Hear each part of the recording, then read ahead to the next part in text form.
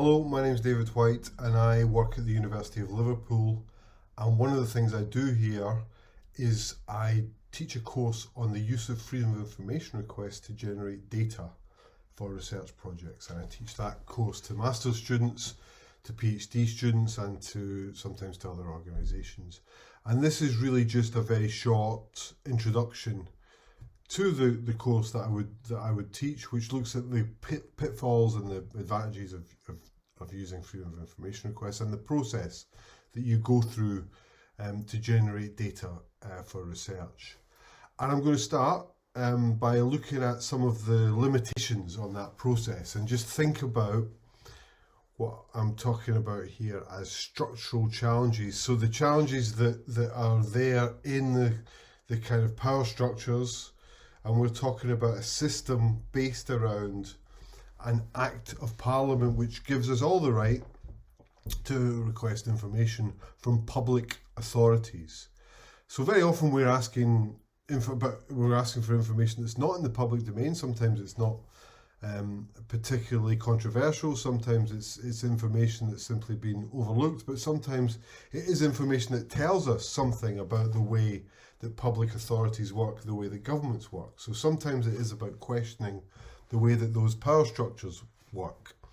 And one of the things that I want to say about the legislation as it applies, and there's a separate act that applies to Scotland, but the act as it applies to England and Wales and Scotland is they only apply to public authorities. They don't apply to private organisations, to private companies, corporations, to businesses, and so on. And this is an issue that is a bit of a problem in a system of government where there are a plurality of different forms of administrative organisations. So we know that the prisons, for example, which used to be solely in the public domain, are now partly run, some of them are run by private companies. Public amenities like water or telecommunications are now fully privatised, so they're in the hands of private companies. And that tells us that our access to information might change depending on the type of organisation that we are served by in terms of that public service or those public amenities, or indeed a more general public function. And it also tells us that these things change over time. So that structural pluralism, as Ackerman and Sandoval Ballesteros put it, basically means that you have a plurality of different power structures delivering different forms of public service and public provision. And that means that it can seem actually, quite random. The idea of how we get information and where we get information, and the fact that we're governed by an act which only gives us partial access seems to be problematic. There are countries, this is actually the case in most advanced capitalist states, most liberal democracies around the world that have freedom of information legislation only provides citizens access to public authorities in the same way as the legislation does here. There are some examples. South Africa is always a well-cited example of a different approach which recognises that structural pluralism and says, well, the private corporations also are duty bound to provide information, and that citizens can have the right to ask for information from private as well as public bodies. And there's a contradiction here, because actually in this country, corporations, private businesses, companies are in a legal sense persons. They're legal citizens, if you like, or they have the same status as you or I in terms of their access to information. So corporations can apply, private profit-making corporations can apply using the Freedom of Information Act, and they can apply for disclosures in the same way that you and I can. So that's the contradiction. Private profit-making corporations have access to information on the same basis that we do, but we don't have access to the information that they hold, even though it may well be information on a very similar function to a function that a public authority might fulfill. And those kind of issues around networks of power are kind of deepened if we think about the intentions of the Act. The intentions of the Act were to improve public hygiene, to quote one of the consultation documents around the 2000 Act. The idea was that democracy would be healthier, that there would be more checks and balances, that individuals would want to be more involved in democratic processes if they had more access and if they had more to gain from their understanding or deeper insights into the way that power works, because they had more access to information. That's the basic rationale behind the reform of legislation. It was a reform which Tony Blair very famously said was his biggest mistake. So, not the Iraq War, not the failure to overturn years of conservative anti-trade union legislation, not the failure to reduce the poverty gap.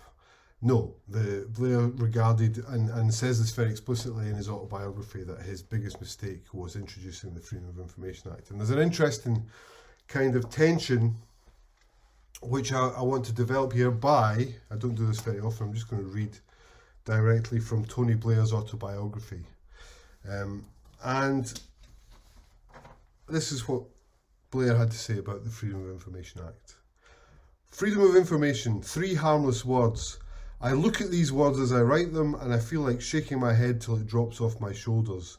You idiot, you naive, foolish, irresponsible nincompoop. There is really no description of stupidity, no matter how vivid, that is adequate. I quake at the imbecility of it. He's not mincing his words. And the reason he's saying that is because he felt that what happened after the Act was introduced, civil servants and senior politicians refrained from making more controversial decisions. They refrained from making decisions because they were afraid that subsequently information about those decisions might emerge because of freedom of information requests. Well, here's a cynic would say, well, it didn't stop them taking the decision to get involved in an illegal invasion of Iraq. Nonetheless, Tony Blair thinks that it restricted civil servants and it restricted government. And this is kind of really interesting because if you look at, I'm not going to run through them because you can do that if you're following up and you're going to apply for information using the Freedom of Information Act. One of the things you should start doing is look at the exemptions that are granted to public authorities. So the boundaries, the reasons that they can give to refuse the provision of information. Those exemptions are very interesting, and they are organised around definitions of what constitutes public harm and the public interest. So those are kind of juxtaposed with the importance of transparency, openness, and public hygiene. Public harm is a consequence of, according to the way the Act is framed, public harm is a potential consequence of opening up information, compromising the public interest. So if you read through those exemptions, issues around security, around the economic interests of the nation, you see a picture of the national interest which is juxtaposed against the public interest. And you see a construction of the public interest which is also reducible and reduced to the national interest. So the public interest in the terms of the Freedom of Information Act 2000 is that the government secrecy in certain domains must be held secure, and the information about security issues, military issues, economic issues, ultimately, if they are of national interest, it's in the public interest to protect them, right? Now, obviously, that's a highly contestable and contested definition because many people would argue that the transparency generally about those kind of issues is in the public and therefore the national interest. But that's the kind of contradiction that we see running through, or if you like, the kind of irresolvable kind of dilemma that's captured by those definitions, because ultimately the argument clearly from the position of those framing the Act is that if national security, the national economy is compromised, then that has issues of public harm. So there are limits to the provision of freedom of information in that sense, and those limits are always justified through this discourse of public harm and the public interest. And of course, where you stand on those questions depends very much on where you stand in the society, in the structure of society. And one of the key issues that we face when we try to get information from public authorities is we're dealing very often with structures of power. We're dealing with powerful authorities that don't necessarily want to disclose that information. And they also, very often, we don't know what information is being held. That's another key issue, and that's because we're not part of that, to use a sociological term, the term coined by the French sociologist Pierre Bourdieu. We are not part of their habitus. We are not part of their world, their world of professional norms and professional mores and understandings. We don't necessarily see the world in the way that the groups that we're asking for information from see the world, and we certainly don't have access to basic information about how decisions are made in that world. So the fact that we stand outside the power structures and ask questions about those power structures, and we stand outside that habitus, means something, and it means something, I guess, and I'm going to shift to being much more pragmatic and practical here. It means something for how we approach the questions we ask and the way that we approach generally our relationship with the people that we ask those questions from.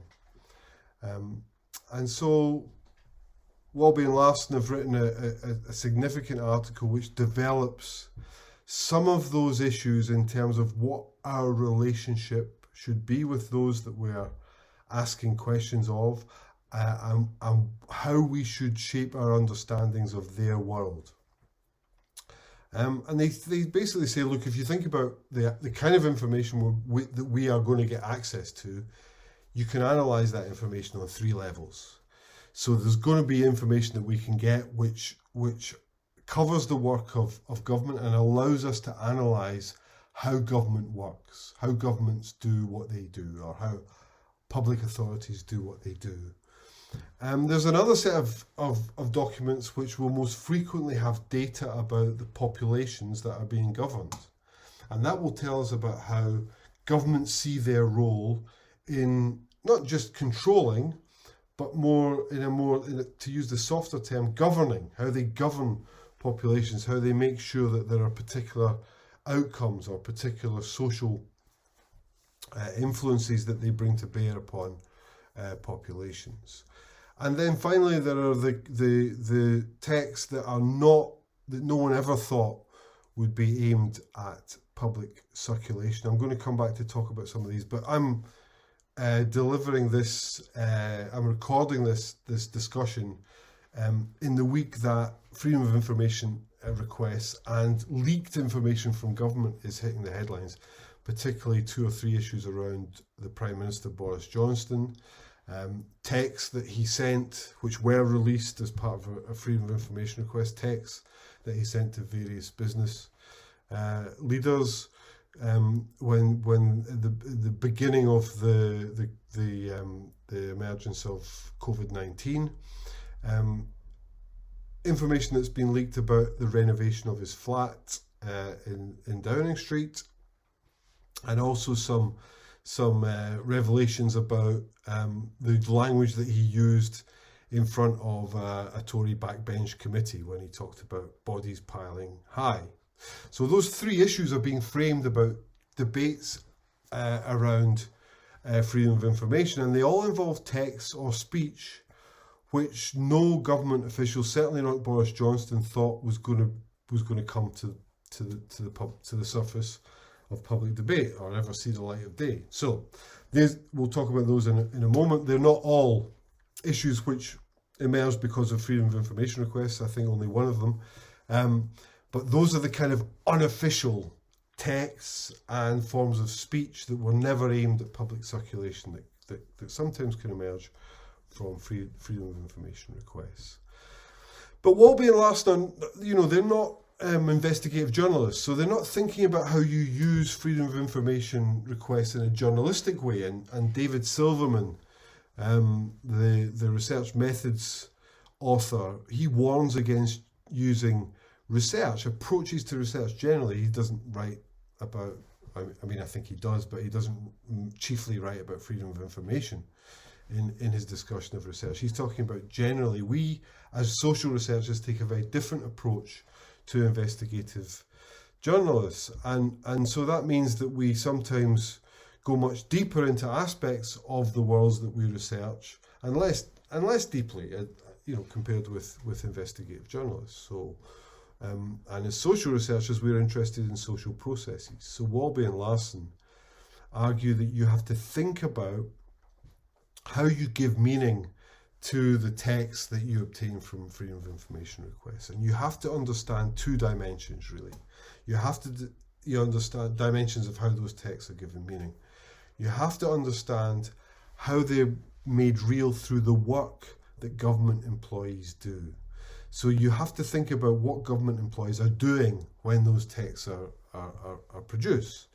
And you have to think also about how their organizations give meaning to the text. So how does the form that the organization takes and the way that the organization works and is structured give meaning to those texts? And indeed, how are organizations themselves given meaning through the production of particular texts? So these are really deep questions about how we read the data that we get from freedom of information requests and how we have to have a deeper understanding actually of the sources of that information and where they come from. We have to know how organizations work and how individuals within those organizations work if we're going to contextualize the information that we get. So, I'm going to give an example of that before I move on to thinking about the kind of specific the specific uses of FOI, freedom of information data in research. So for years I compiled a database which looked at health and safety, workplace health and safety inspectors and what they were doing in response to deaths and injuries at work. So I used freedom of information requests to compile, with my colleague Steve Toombs, to compile a database of prosecutions, investigations and other forms of enforcement action that were used where there were breaches of the law in relation to workplace safety. Now, in order to understand what that data meant, you have to also understand very precisely what inspectors do and what those figures mean. What does a figure that records an investigation mean? You have to understand the difference between an inspection and an investigation. To understand the prosecution data, you have to understand if the data relates to the number of offences prosecuted or the number of subjects prosecuted, the number of individuals or indeed employers who are being prosecuted. So you need to understand something about how officials are working to process that data. And in order to know what's not there, so the types of investigation that might be recorded that don't get included, and indeed some of the prosecutions or other enforcement actions that aren't included in those figures, you need to know something about how the organisation works. Okay, I'm going to move on to looking at how freedom of information data is used in research. And look, this is not exhaustive, but just thinking from the outset about how we shape our research using the kind of data that we might get from those sources. I think it's very rare, and that's the question that's asked at the end of this slide, but I think it's very rare that a researcher builds a project entirely on freedom of information data. And that's partly because we never really know what's there. And I'll come on to this in more detail, the points I've just made, really, we never really know fully know how it's constructed. We're never in control of the methodology or the ways in which that data is produced and created. So at best, we're probably using it to triangulate, the phrase that social scientists use to indicate the process of making data valid by testing it using other sources of data. So I think that's most commonly what we would be using data that we get from public authorities to do, to either validate other research findings, or we would use other forms of research. And the example that I've just given, in the past, I've had to do interviews with public officials to know how those processes of investigation, prosecution work. So I think you're always using a triangulation process, which means just using more than one source of data to validate what your research findings are going to be. You may want to, if you discover a source of data, and the example I just gave you, prosecutions over time. If you want to compare what's happening over time, you may want to use freedom of information requests to place regular requests for the same data, so that you can build a data set over time, and that's something that researchers do quite commonly. And finally, just in a kind of illuminate other findings, or to kind of find a kind of headline illustration for something that you've already virtually completed for a research project that's based on other data, it's not uncommon for researchers to ask freedom of information requests about particular fine-grained details of the research they've already done. Not really okay to give it a headline, but really just to illustrate the more general trends that they're finding in the data. So I think those are kind of those are not exhaustive, as I say, but three major uses for freedom of information data. There are problems that I alluded to earlier, particularly methodological problems. If you don't know how the data, and we never know how that data is gathered, ultimately we can discuss it, and indeed the people that we ask the data from have a public duty to help us understand the data that they provide. We can discuss that, and we can find out some basic information about how the data is gathered, but we're never really, we're not the ones doing the gathering. We're never going to know how complete or how accurate it is. And we get it in different forms of presentation, and that may distort how we read the data ultimately.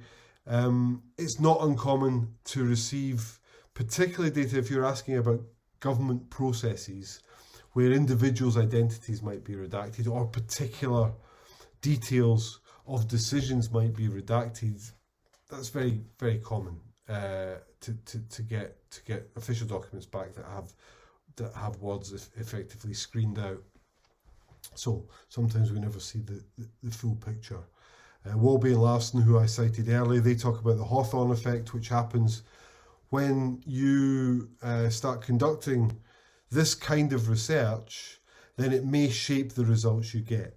Particularly if you ask repeat questions to repeat individuals, it may affect the willingness to reveal particular aspects of the research. But more generally, they argue that public agencies dealing with repeated freedom of information requests does change the way in which they respond, either positively or negatively. So there is what researchers call the Hawthorne effect. So the boomerang effect, that the research you do affects ultimately the results that you generate.